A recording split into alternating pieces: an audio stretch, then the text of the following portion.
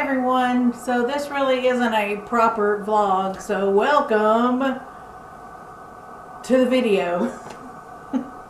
We promised you Jeremy's heart attack story, so that is what we're going to give you. You ready to talk about this? Yep. First of all, let's just start with, he's feeling great. He's doing really good. He's got a clean bill of health, I guess you could say. He's been released from his doctor's care for the next 6 months. He has no damage to his heart, praise God. And he's got 2 stents. So he's doing really well. But this is our story, and we just wanted to share it with you guys, number one, because I know you are curious, and number two, we wanted to let you know what a heart attack really feels like, because it's not like it is in the movies. Is it, babe? No. It's very different. And yeah, first of all, I'll just talk about that briefly for those who won't make it through the video. It feels a lot like you have indigestion. Like if you could just burp, you'd feel better. And his doctor actually said many a man has died of indigestion. Meaning many people have thought they just had indigestion when they really were having a heart attack. So this is our story.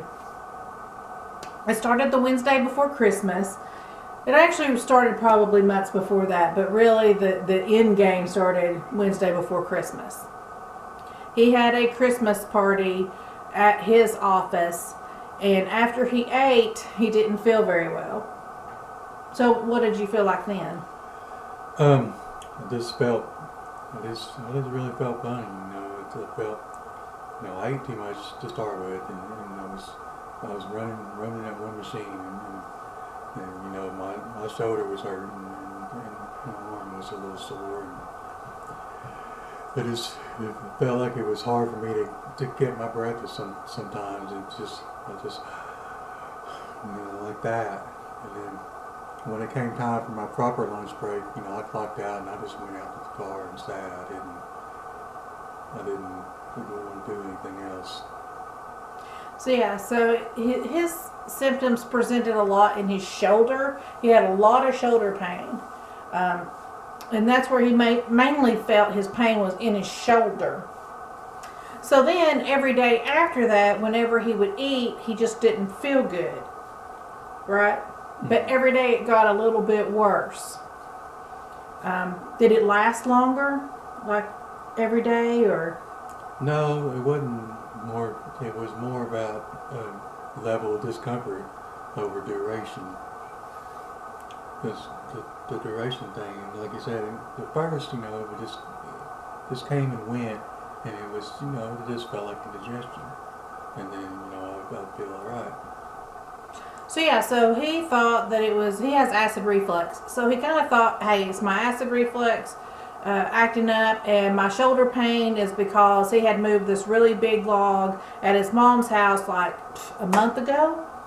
Thanksgiving. Yeah, Thanksgiving, that's right. So he thought, oh, it's just lasting pain from that. So he just thought he thought the shoulder and the indigestion was completely unrelated, but it was not. So, I just popped my knuckle, sorry. So that went on, and I really didn't know. He did not share this with me at all. He just kind of dealt with it on his own. He just thought it was just acid reflux or whatever and didn't think anything of it. Until Christmas Day. We were coming back from his aunt's house after eating Christmas lunch. And it was probably about 5 o'clock, something like that. And we were driving back, and he is just, I could tell that he just does not feel well at all. Now, I have to say, that morning I worried about him because we were cooking and stuff, and we were moving things, around getting ready to take, because we cook a whole bunch of food and take it over there, take our presents and all that. Now, Christmas morning when we open gifts, if you guys watch that video, he looks fine. It doesn't look like there's anything wrong with him. But after that video, we were kind of running late, so we were rushing around. And he came into the kitchen after getting stuff together and all that, and he was pouring sweat. And I was like, are you okay? And he's like, yeah, it's just hot. And I'm like, it's not hot in here, honey. Are you okay? And he's like, yeah, I'm fine. So I actually started to worry about him right then, because to me that did not seem right, because he was sweating when he shouldn't have been. So you were already then starting to feel bad. It was starting. So, but anyways, at 5 o'clock, I could tell he did not feel well. He did not feel well at all. I actually asked him if he wanted me to drive. I actually asked him if he wanted to go to the hospital at that point, and he said no. But he did say, he turned to me and said, do we have any aspirin at the house? And I said, well, we got some ibuprofen. And he said, no, I mean aspirin. That scared me, because I knew right then he thought something was wrong with his heart. So Ron was with us. We came back to the house. We dropped him off. Jeremy went upstairs, took some aspirin, took some Tums, because we were thinking it was acid reflux. I looked up some symptoms of acid reflux, and it can put pain in your shoulder. So we were pretty sure that's what it was. And he came up, he took all of his medicine and stuff. We said bye to Rhino, and he felt a little bit better. He took a shower, I took a shower, we got in our PJs, and he was feeling pretty good. And he said, let's make a video of some baseball cards that I got him for Christmas. And I was like, okay, that sounds fine. This was probably about 7 o'clock, something like that, around that time, by the time that happened. And he was feeling pretty good. And we sat down, he started going through the baseball cards and all that. And I actually have this on video, just a short little clip of it, where I was putting down the camera and he goes, ugh. I've got that on video, you going, ugh. And I'm going, are you okay? You need a break? And you're like, yeah, I need a break. And he starts stretching his arms like this. He's constantly doing this. Stretching it out, and I'm like, are you okay? And he's like, I was like, does your chest hurt? And at that point he finally said, well, it feels a little tight. He said, and my left arm just feels dead. Now I was thinking, with his arm feeling that way, that he was having like a pinched nerve or something, because I've had that with my neck, and I kept thinking he had a pinched nerve in his neck. And I was like, do you want to go to the hospital? And he was like, no. And these waves, he was having like waves of pain. But the pain was getting worse. And at that point, I just said, Lord, please give me wisdom of what to do. And I just really had this feeling like I should get up and I should go get on my clothes. And I thought, that's a good idea. If we need to go to the hospital or whatever, I'll be ready. So I went in there, and I was still just in my mind, I was just saying, Lord, please give me wisdom. Lord, please give me wisdom. I need wisdom. I need you right now. I need to know what to do. I went to the bedroom, got dressed. When I came out, Jeremy was actually sitting in the floor in the living room, which he never does. I sit in the floor all the time. He never sits in the floor except for at Christmas. That's the only time he's ever in the floor. And so I just walked over to him and I said, get up. And he's like,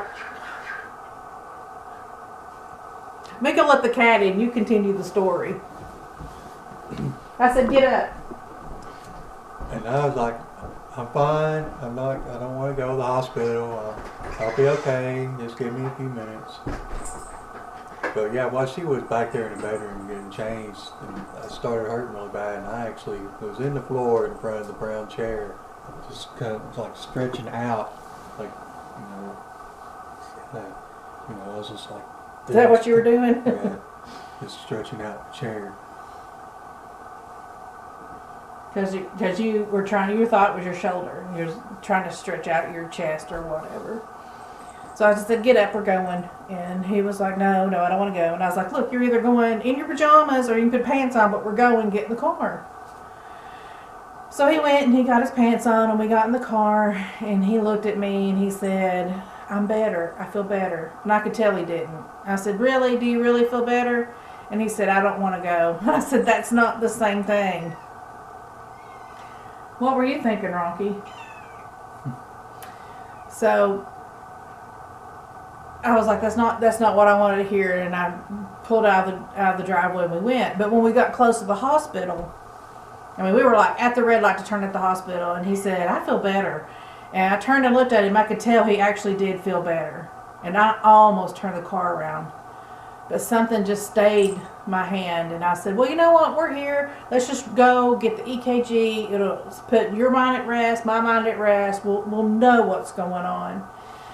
So we went in, and we went to Tenova North, and I have to give kudos to Tenova North. They were absolutely wonderful, with the exception of one snotty little nurse.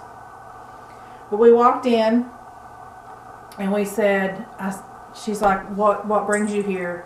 And I said, well, he's having some pain in his shoulder, in his left arm, and his chest feels a little tight. And she pulled her little walkie-talkie up and said, triage. And she's like, okay, they're going to come and get him and take him back. I'm going to need you to stay here and do some paperwork. But the paperwork was hardly anything. We just handed her our insurance card. We signed a little thing. They came and got him. We went straight back. They gave him an EKG, but this is the thing. His EKG was completely normal. They drew his blood and did some labs, and we were sitting in there. And while we were sitting in there, Jeremy was having these waves of pain. And at first, it was kind of, just he kind of felt discomfort. And I would just kind of try to figure out what was going on, ask if he was okay. And he was really, really thirsty, and he wanted water. We couldn't get him water. But then one time, when we were in there waiting, he had massive pain. He actually sat up and said, get this stuff off of me. So explain to me, what was that? Why did you want the stuff off of me? That was my I was having these pains in my chest, and my arm felt dead. They had me hooked up to all these things, and I felt like I just wanted to move and break free and kind of stretch, and I felt like I was suffocating. So I helped him sit up, and he started sweating there at that point. And I looked over at the heart monitor that he was on, and I could see, because I had been watching it when he was having these waves of pain. Cat fur.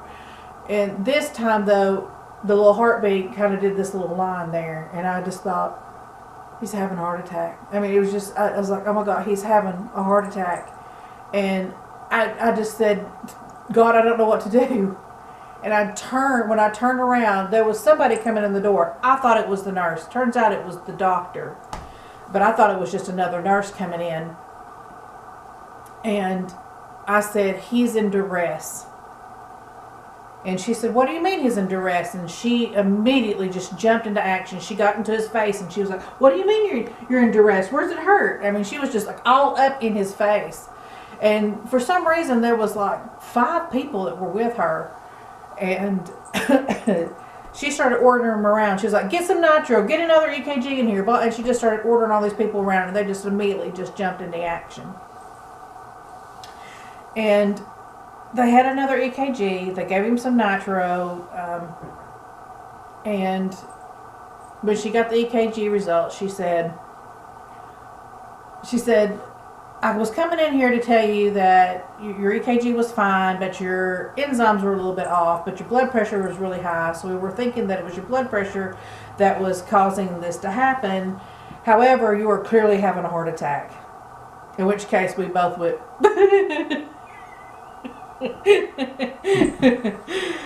Yeah, so then she was like, do you want me to give you something for nerves? And I was like, yes, I do. No, that's not true. She looked at him, she was like, do I need to give you something to calm you down? And I actually told her, I said, yes, please give him something to calm him down. Because that was my main concern, is I wanted him to be calm and all through this. So I picked up my phone, and I texted his mom, and the doctor said, we're going to get things going. We're going to have to transport you to another hospital. We're going to call code STEMI, and things are going to move quickly. And I just thought, yeah, hospital quick. I really didn't think anything of it. And I texted his mom, which he didn't want me to do, but I did. And I was kind of telling her what happened, and I just said he had a mild heart attack, because she said his enzyme was just a little bit off. So I was assuming he had a mild heart attack. He actually didn't. He actually had a major heart attack. And I was telling his mom he's had a mild heart attack. I'll let you know. And then she came in and said, we're calling for transport. So I wrote down, I put, they're calling for transport. And I looked up, and transport was there. That's how quick it was. That was how quick they moved. They got him, they took him off, and they sped him away to another hospital, which is Tanoba East. And because they don't have emergency stents there. So everybody at Tanoba East was already waiting for him. They'd already called Code STEMI there. So everybody had everything ready. So that is where I left him. And he was afraid that I would get lost. And I was like, no, they know you're coming and they will direct me to you. And then he was afraid that he would get lost. And I was like, no, honey, you're the patient. They're going to keep up with you. So he got to ride in the hospital, in the ambulance with sirens blasting. Yeah, my first time in an ambulance. So, Hopefully your last. yeah. So they sped him away, and I went and got the car and called everybody. I called my parents, called his parents, and his mom and dad were on their way over, and I told them where to meet me and all that. But I left out one part of the story.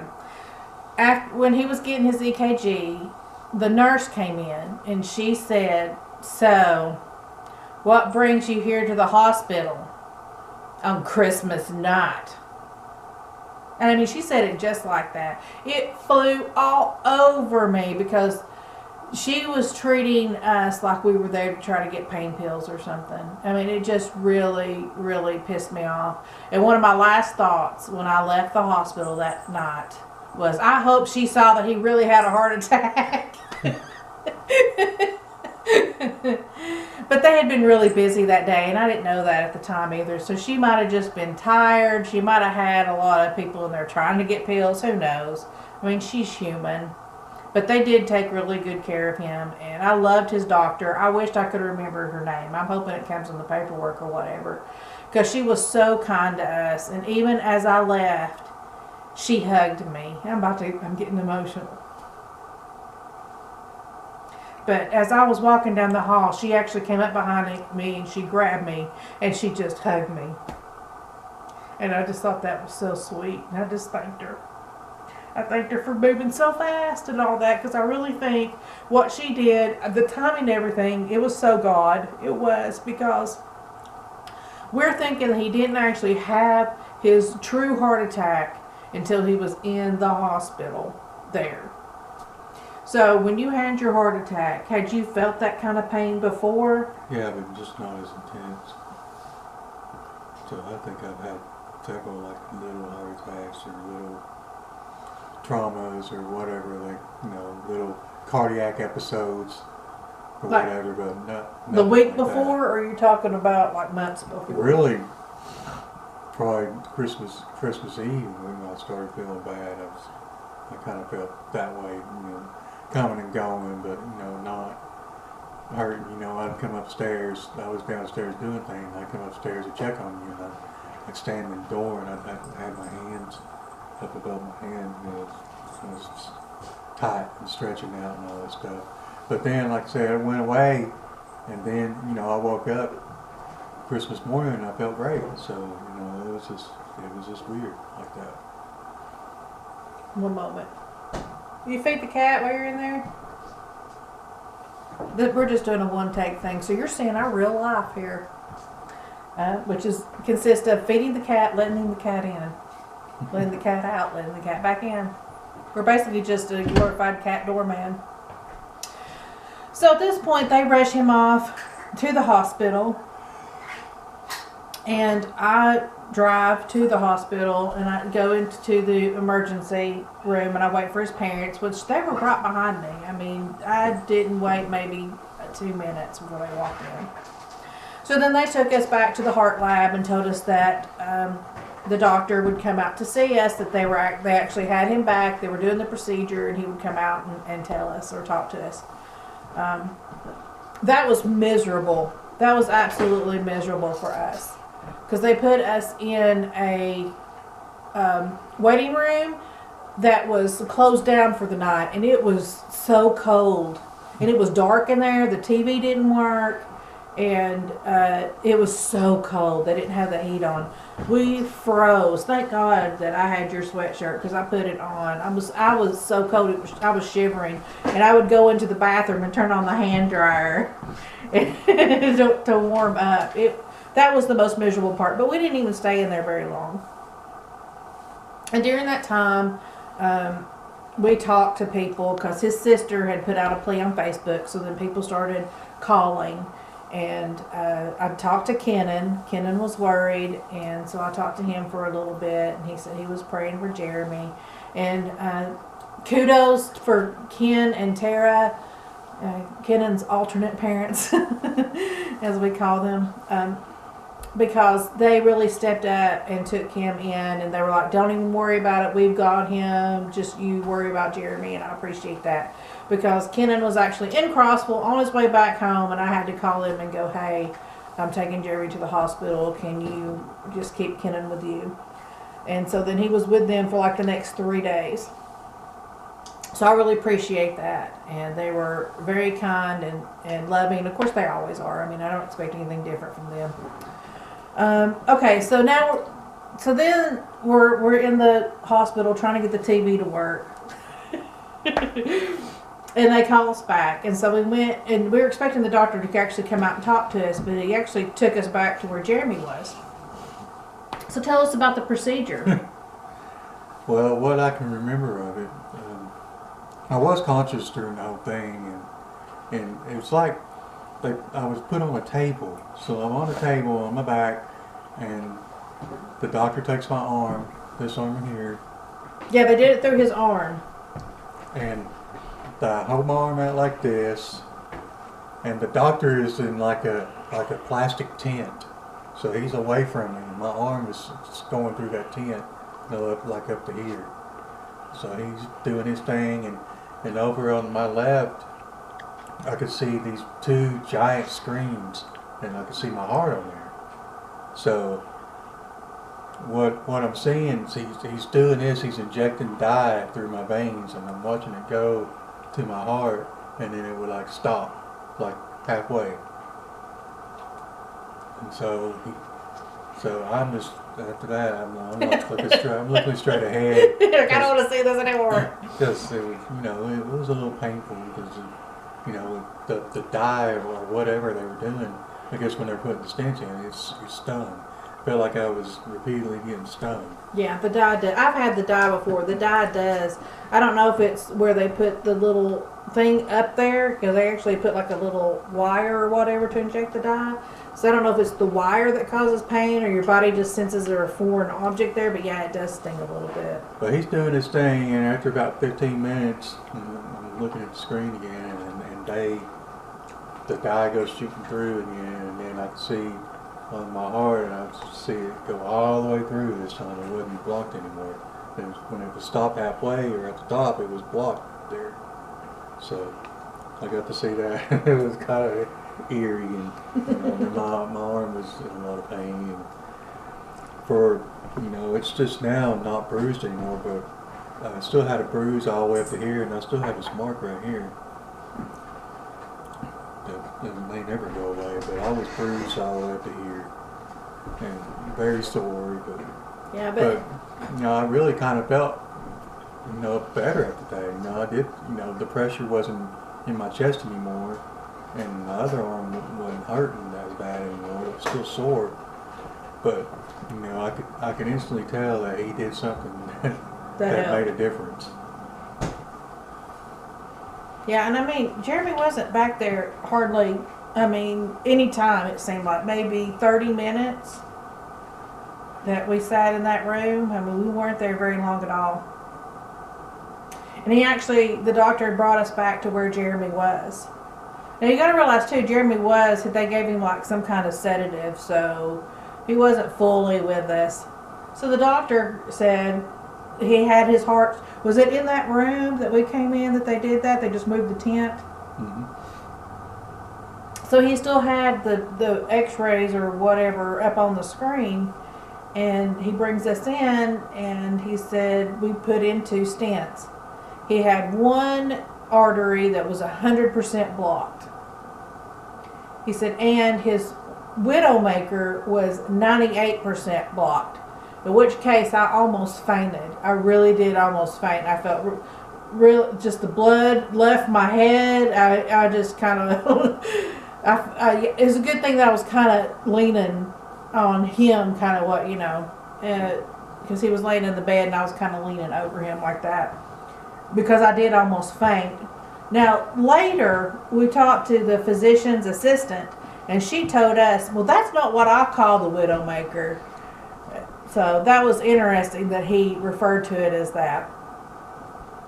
So he went, and he said something so funny on that too. He's like, so the widowmaker was like 98% blocked, so I thought I'd just go ahead and fix that too while I was in there. Like it was even an option, which was kind of funny. But he was a really nice guy, and he did Jeremy really well. Apparently he's really well respected at the hospital, which I like.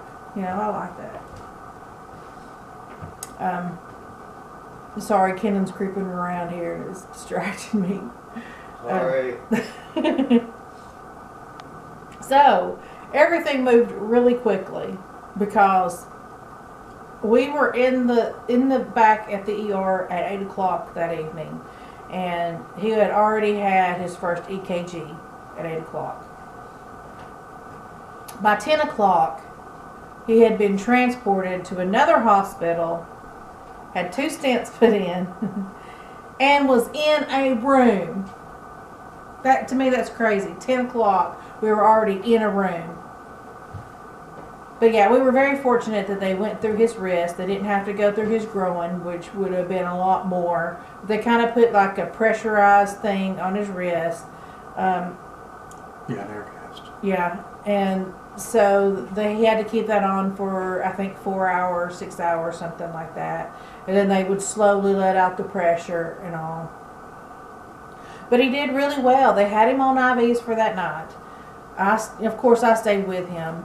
And then that morning, probably about 11:30, his mom and dad came over, and I left and went home. Could turn off lights and things like that. I mean, we had just left the house, left lights on, the Christmas trees were on. So I did that and grabbed some kind of things and grabbed him something for his birthday, because his birthday's after Christmas. So he was in the hospital for his birthday, which they were so sweet to him for that too. We had the best nurses and all. So when I came back in, he was sitting up, eating his lunch.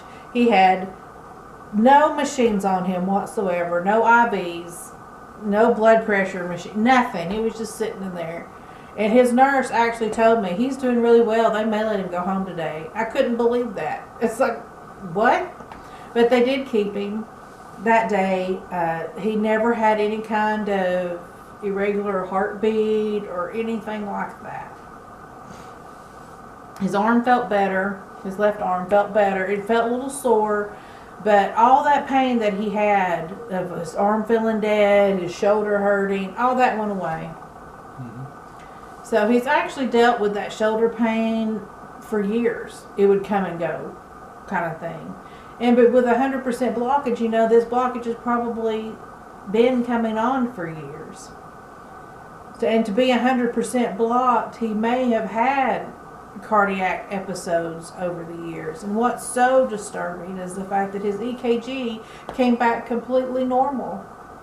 There have been times over the past 5 years with Dr. Chisholm that she's done EKGs on me because she would listen and hear something was off, and then give me an EKG, and then she would say, I've had 2 EKGs there over the past 5 years just because she's listened and then decided she needed to give me one. But they never returned up anything. They said, well, it's a little bit off, but it's fine. Yeah, that happened to my father too when he had a major heart attack. Same thing, his EKG was fine, but his enzymes were off. But Jeremy's were only slightly off, which means we caught it so super early. And I give God all the glory for that, because I prayed for wisdom and he absolutely gave me wisdom. Absolutely. Because Jeremy did not want to go to the ER on Christmas because he said it would ruin my Christmas. He said, I don't want to ruin Christmas. He's so sweet. So the camera cut off. I'm not sure exactly where, but I had a lot of anxiety because of my own things 15 years ago in January. So it's almost like it triggered that. I couldn't turn on the Christmas tree. I didn't want to turn on the Christmas tree. I just hated everything. I just hated everything about seeing the Christmas stuff, seeing my Christmas pajamas, seeing Jeremy in his Christmas pajamas. And I shared it with Jeremy, and Jeremy was just like, come on, you're going to have to get over that. And he made me go and turn on the Christmas tree. And that was probably the best thing that ever happened to me, is forcing myself to do that. Forcing myself to go through the anxiety. So yeah, that helped. But I have to tell you, I was so happy just to get that stuff out of the living room and out of my sight. And I'm just truly blessed to have Jeremy with us. So let's recap. If you have a feeling of indigestion or any kind of pain in your back, in your shoulders, in your neck, anything like that, especially if it gets worse, if it comes in waves and it gets worse as those waves come, please go to the hospital, especially women. We present our heart attacks usually in our backs and things like that. So if you have something that comes in waves like that, please just go to the hospital and get checked, or go to your doctor and tell them, because it really can save your life. Just like the cardiologist said, many a man has died from indigestion. Women, watch your man. If it wasn't for me, Jeremy would have died. If I wouldn't have been here and forcing him to go to the hospital, he would have absolutely died. He would have dropped dead. So don't listen to them when they say they don't want to go to the hospital. Take them anyways, right, baby? Yeah, take them anyway. Make them go. All right, thanks. Anything else you want to add? Nope. Great to be alive, and I want to thank everybody for their well wishes, and thank my beautiful wife for taking care of me and looking out for me. All right, we'll talk to you guys soon. Bye. Follow me on YouTube, follow me on Twitter, follow me on Facebook, follow me on Instagram, follow me on Pinterest, follow me on Twitch, follow me on MySpace. What the hell is MySpace? Follow me on Musical.ly, follow me on Reddit, follow me on the sidewalk, follow me on the road, follow me on WhatsApp, follow me on Daily Motion. Follow.